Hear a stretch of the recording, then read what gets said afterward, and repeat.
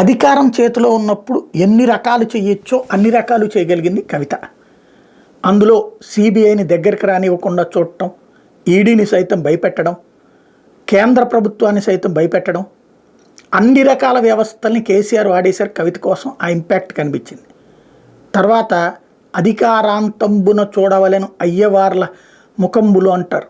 అట్లాగే అధికారం దిగిపోయిన తర్వాత ఇప్పుడు తగులుతున్న దెబ్బలలో కవిత ముఖం చూస్తే ఇవాళ బాధ అనిపించింది.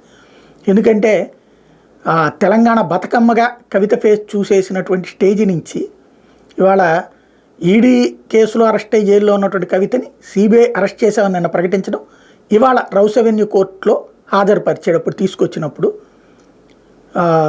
తలకి రంగు వెలిసిపోయి కొంత కనబడుతోంది, వైట్ హెయిరు, రెండో పక్కన ముఖంలో అలజడి, మొన్నటిదాకా దర్పంగా దర్జాగా మాట్లాడతా అదంతా ఫేక్ కేసులు ఇది అంటూ కొంచెం తెగింపుగా మాట్లాడుతూ వచ్చిన అమ్మాయి ఇప్పుడు మాట్లాడడానికి ప్రయత్నిస్తుంది, కానీ ముఖ కవళికల్లో చాలా అలజడి కనబడుతుంది.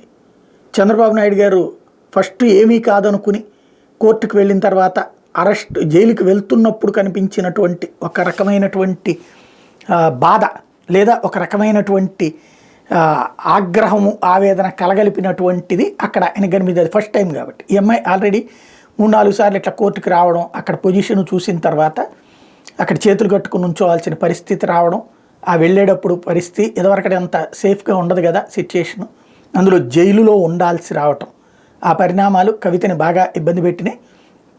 ఆ ఫేస్లో అయితే ఆ నెగిటివిటీ, ఆ బాధ అనేది కనిపిస్తోంది.